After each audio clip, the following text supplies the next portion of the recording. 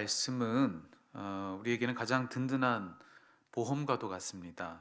우리를 향한 하나님의 사랑을 너무나도 분명하게 확증해 주는 말씀이기 때문에 그렇습니다. 오늘 우리가 읽은 이 본문의 말씀을 우리가 잘 붙들 때 우리는 그분의 사랑, 우리 하나님의 사랑을 자신할 수가 있는데요. 오늘 본문을 한번 생각해 보시죠. 오늘 본문 안에는 두 가지 이야기가 함께 기록이 되어 있습니다. 하나는 회당장 야이로의 딸의 이야기고요. 그녀는 12살 난 소녀로서 지금 중병으로 죽어가고 있다 이렇게 얘기해주고 있죠. 그런데 다른 하나는 바로 12해 동안 혈루증으로 고통당하던 한 여인의 이야기입니다. 여기 이 두 이야기의 주인공은 다 똑같이 12해라고 하는 숫자와 관련되어 있는 여인들의 이야기라고 할 수 있는데요. 어찌 보면 비슷한 듯 보이는 이 주인공 사이에는 아주 극명한 차이점이 있습니다. 어떤 차이가 있느냐면은 모든 면에서 이 둘은 달랐는데요. 하나는 유력한 자입니다. 근데 다른 하나는 무력한 자죠. 그리고 또 하나는 이런 차이가 있습니다. 하나는 유명한 자인데 다른 하나는 무명한 자입니다. 그리고 마지막으로 하나는 자기를 지켜주는 아버지라고 하는 가장 든든한 보호자를 가졌던 반면에 다른 하나는 자기를 지켜줄 그 어떤 보호자가 없는 그런 형편 중에 있는 여인이었다 할 수가 있습니다. 자, 이렇게 모든 면에서 완벽히 다른 이 두 여인이 지금 똑같이 예수님 앞에 선 거예요. 만약 이 두 여인이 이렇게 똑같이 뭔가 도움을 얻고자 그렇게 섰던 것이 예수님 앞이 아니라 그저 사람 앞이었다고 한다면 그렇다면 그 결과를 우리는 어렵지 않게 예상해 볼 수가 있습니다. 물론 꼭 그런 건 아니지만 늘 그런 건 아니지만 이러기가 더 쉽죠. 유력했고 또 유명했으며 든든한 보호자를 가진 그 여인에게는 아마 그 누구라 할지라도 필요한 도움을 주려고 애들을 썼을 것입니다. 하지만 그 정반대 편에 있는 이 무력했고 무명했으며 그 어떤 보호자가 없었던 이 외로운 여인, 그 누구도 이 여인에게 필요한 도움을 주려 애쓰지는 않았을 것입니다. 아마 이 본문 속에 있는 그 당사자들도 스스로 그런 생각을 했던 것 같아요. 그래서 오늘 말씀해 보니까 12살 난 자기 딸을 고치겠다고 예수님 찾아온 그 소녀의 아버지 야이로, 회당장이었던 이 야이로는요 당당합니다. 당당하게 예수님 앞에까지 나와서 요구해요. 자기 집에 와서 자기 딸을 고쳐달라는 겁니다. 그런데 그에 반해서 12의 혈루증을 앓던 그 여인은요 전혀 당당하지 못합니다. 당당히 주님 앞으로 나와서 서지도 못했고요. 그 어떤 말도 자신 있게 하지 못합니다. 그저 조용히 예수님 뒤로 가서 몰래 예수님의 그 옷가를 잡았을 뿐이라는 것이죠. 자, 그런데 실제로 일어난 결과는 무엇이었는가? 우리 주님은 유력한 자를 돌보느라 무력한 자를 외면하지 않으셨다는 겁니다.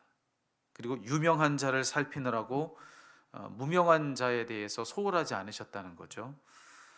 그리고 든든한 보호자를 가졌다고 그를 더 우선해 두지 않으셨어요.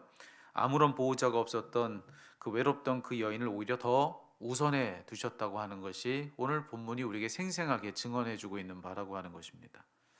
오늘 말씀 속에서 우리가 확인해 본 바는 바로 이거죠. 먼저 회당장 야이로의 청이 있었습니다. 그래서 예수님은 그 야이로의 딸을 고치기 위해서 그 길을 가시던 중이었다고 이야기를 하고 계시죠.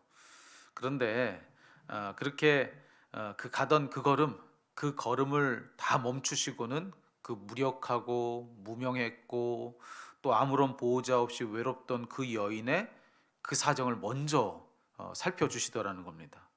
이 외롭고 또 무명하고 무력했던 이 여인을 살피기 위해서 가던 걸음을 그냥 멈추세요. 그리고 그 여인의 형편 가운데로 들어가서 그를 더 살펴주시더라는 걸 우리가 이 말씀 속에서 확인해 볼 수가 있는 것이죠. 오늘 말씀해 보니까 그 여인을 돌보는 그 예수님의 사랑이 얼마나 큰지 그 점도 확인해 볼 수가 있는데요. 오늘 말씀에 이 12해 동안 혈루증을 앓던 그 여인이 예수님의 옷가에 손을 대었을 때 그 즉시로 그녀의 혈루의 근원이 말랐다 이렇게 말을 해주고 있습니다. 그러니까 그 즉시로 그 여인은 이미 고침을 받은 것이죠. 그러니 여러분 뭐 이렇게 생각해 볼 수 있지 않겠어요? 그걸로 이미 다 어쨌든 다 해결됐으니까 지금 예수님 그 바쁜 걸음 더 재촉해서 어서 빨리 야이로의 딸에게 그냥 가실 수도 있는 거 아니겠습니까? 그런데 예수님 그렇게 하지 않으시더라는 거예요. 가던 걸음을 멈추시고 이 12해 동안 혈루증 걸린 이 여인을 위해서 또 어떻게 하셨느냐? 이렇게 말씀하시죠. 내게 손을 댄 자가 누구냐? 그리고 그 여인을 찾으십니다. 자, 그 여인은 두려웠습니다. 왜냐하면 율법이 엄히 정한 것이 혈루증에 걸린 여인, 출혈이 있는 여인은 다른 사람들에게 접촉을 하면 안 된다는 것이었거든요. 그러니 이제 자기가 큰 화를 당하게 될 줄로 알고 이 여인은 두려웠을 것입니다. 하지만 예수님께서 뭐라고 하셨느냐? 따라 내 믿음이 너를 구원하였으니 평안히 가라. 여러분 이 말씀에서 우리가 이걸 확인해요. 자, 예수님은 지금 당신의 능력으로 그 여인의 육체적인 질병을 고쳐 주셨습니다. 근데 그게 끝이 아니에요. 앞서 제가 말씀드린 이 말씀으로 이 모든 일들을 다 몰래 행했기에 두려웠을 그 여인의 그 마음에도 평화를 주더라는 겁니다. 따라 두려워하지 말라 이 말씀으로 그 마음의 평화도 주세요. 그리고 더 나아가서 마지막으로 세 번째로는 그 여인의 영혼에도 구원을 선언해 주시더라는 것입니다. 내가 구원받았다라고 그렇게 말씀해 주고 계시지 않습니까? 이렇게 예수님은 이 혈루증으로 열두에 고통당하던 이 여인, 그는 무력했고 무명했고 또 외롭던 누구도 돌보지 않는 그 사람이었는데 그를 위해서 모든 면에서 그를 다 고쳐주시는데 그 여인의 몸과 마음과 영혼에 이르기까지 다 모든 것을 고쳐주시는 인격적인 차원에서의 은혜를 베풀어 주시더라는 것이죠. 자, 이것이 바로 오늘 본문이 우리에게 말해주고 있는 예수님 사랑이라는 겁니다. 사랑하는 여러분, 여기 이 12해 동안 혈루증으로 고통당하던 이 여인은요, 바로 저와 여러분 우리의 또 다른 나가 아닐까 이제 그렇게 생각을 해봅니다. 그녀가 곧 우린 겁니다. 여러분 우리야말로 이 세상에서 무력한 자이며 또 무명한 자이고 또 가장 외로운 그런 누구 하나 우리를 보호해 줄 자 없는 그런 외로운 인생들 아닙니까?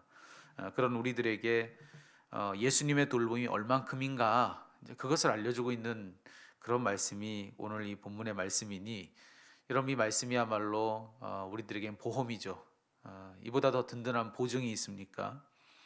하나님은 우리의 몸과 마음과 영혼까지 그 모든 전 인격적인 차원에서의 회복이 다 있도록 그런 모든 면에서의 은혜를 다 베풀어 주시는 분이시다라고 하는 것을 이 말씀으로 우리에게 약속해 주고 있습니다. 그러니 여러분 이 말씀 오늘 하루 든든히 붙잡을 수 있게 되기를 바랍니다.